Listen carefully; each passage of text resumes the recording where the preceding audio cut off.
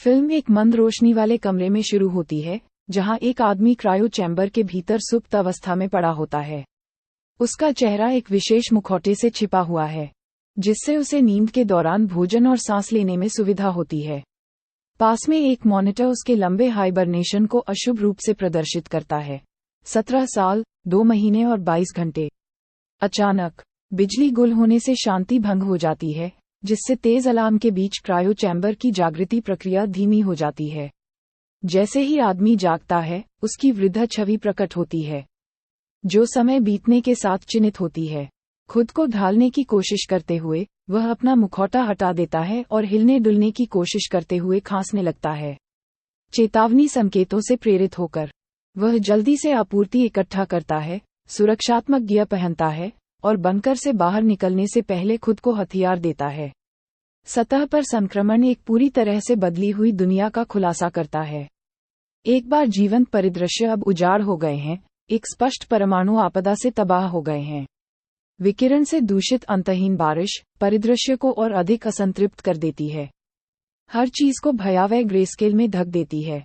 वीरानी से विचलित हुए बिना मनुष्य घटते संसाधनों की तात्कालिकता से प्रेरित होकर आगे बढ़ता है।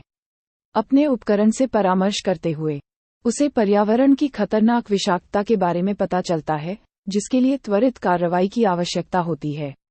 आशा की एक किरण एक मिलन स्थल के रूप में उभरती है, भले ही वह कठिन दूरी पर हो। दृढ़ निश्चय करके वह सभ्यता के धूमिल अवशेषों को पार करते हुए बंजर भूमि के माध्यम से कठिन यात्रा पर निकल पड़ता है। हवाई दृश्य सर्वनाश के बाद की झलक दिखाते हैं। इमारतों के टूटे हुए अवशेष, बिखरे हुए मलबे और पिछले संघर्ष की अशुभ यादें। खंडहरों के बीच आदमी को एक परित्यक्त सैन्य चौकी का सामना करना पड़ता है। इसका जीर्ण शीर्ण मुखौटा समय और युद्ध के विनाश का एक प्रमाण है। सशस्त्र और सतर्क वह सावधानी से आगे बढ़ता है। उसके चारों ओर फैली वीरानी के बीच उसका संकल्प अटूट है। अपने अस्तित्व के हर तंतु में अंकित सतर्कता के साथ वह व्यक्ति प्रत्येक कमरे की छानबीन करता है। उसका दिल मलबे से बिखरे गलियारों के बीच मानवीय संबंध के लिए तड़प रहा है। जब उसकी नज़र अतीत के एक अवशेष, एक लैंडलाइन पर पड़ती है, तो उसकी सतर्क आशावादिता जीवंत हो उठती है। फिर भी जब रेखा खामोश रहती है तो निराशा उस पर हावी हो जाती है, जिससे उसकी आशा की आखिरी डोर टूट जाती है। अपने दुख की गहराइयों में वह संकल्प के टूटे हुए टुकड़ों को इकट्ठा करता है और आगे बढ़ता है। बाहर के उजाड़ विस्तार में उभरते हुए वह अपने उपकरण तक पहुंचता है, लेकिन बिना किसी सिग्नल की क्रूर वास्तविकता से उसका सामना होता है। विशालता में खोया हुआ वह परित्यक्त वाहनों के माध्यम से निरर्थक खोज करता है। उसके कदम व्यर्थता के बोझ से भारी हो जाते हैं। लक्ष्यहीन भटकने में घंटों बर्बाद हो जाते हैं। निराशा उसे पूरी तरह से घेर लेने की धमकी देती है। अपने संकल्प पर हथियार डालने की इच्छा के साथ वह निराशा की खाई पर लड़खड़ाता है, तूफान के खिलाफ अवज्ञा की एक निरर्थक ज्वाला पर विचार करता है। फिर भी जैसे अंधेरा उसे खत्म करने की धमकी देता है, आशा की एक किरण निराशा को चीर देती है। उनका उपकरण एक शब्द से जीवंत हो उठता है, सुरक्षित। संदेह की उथल पुथल के बीच वह बारिश से भीगी हवा का स्वाद लेने के लिए अपने सुरक्षा कवच को त्याग कर अनिश्चित जीवन रेखा को अपना लेता है। जैसे ही बारिश की बूंदों का कोमल दुलार अभयारण्य के वादे की पुष्टि करता है, राहत उसकी इंद्रियों को भर देती है। वीरानी के बीच खुशी के एक नाजुक क्षण में उपकरण एक और रहस्योद्घाटन देता है। एक साथी जीवित, केवल कुछ मीटर की दूरी पर। नवीनीकृत उद्देश्य उसकी रगों में उमड़ता है, क्योंकि वह जल्दबाजी में अपना छोटा सा सामान इकट्ठा करता है और संभावित मुक्ति की दिशा में दौड़ता है। पुनर्मिलन के सपने उसके कदमों को ऊर्जा देते हैं, निराशा की राख के बीच आशा की एक लौ जलाते हैं। फिर भी वास्तविकता की टेढ़ी मेढ़ी चट्टानों के सामने उसकी उम्मीदें धराशायी हो जाती हैं। जंग लगे हेलमेट की छाया में नुकसान का मूक प्रमाण छिपा है। रेडियो, जो कभी आशा की किरण था, अब दुख की खोखली शून्यता को गूंजता है। जब वह साथी के टूटे हुए भ्रम पर शोक मनाता है, तो उसके आंसू बारिश के साथ मिल जाते हैं। उसकी पीड़ा भरी चीखें लगातार तूफान में डूब जाती हैं। तबाही के मद्देनजर वह गिरे हुए लोगों को एक गंभीर विदाई देता है, जो त्रासदी से नंगी दुनिया में एक अकेला व्यक्ति है। मार्मिक अंत्येष्टि के बाद अपने संयम को पुनः प्राप्त करते हुए वह व्यक्ति अपनी मायावी मंजिल तक पहुंचने की धुंधली आशा से निर्देशित होकर अपनी एकांत यात्रा फिर से शुरू करता है। रास्ते से भटककर वह एक उजाड़ पड़ोस में भटकता है जो एक बार संजोए गए जीवन की यादों से घिरा हुआ है। अपने पूर्व घर की ढहती दीवारों के भीतर उसका सामना खुशहाल समय के अवशेषों से होता है। प्रत्येक तस्वीर जो खो गई है उसकी एक खट्टी मीठी याद दिलाती है। मलबे से बाहर निकलते हुए वह बचाव की घटती उम्मीद से चिपके हुए शून्य में सहायता के लिए एक हताश गुहार प्रसारित करता है।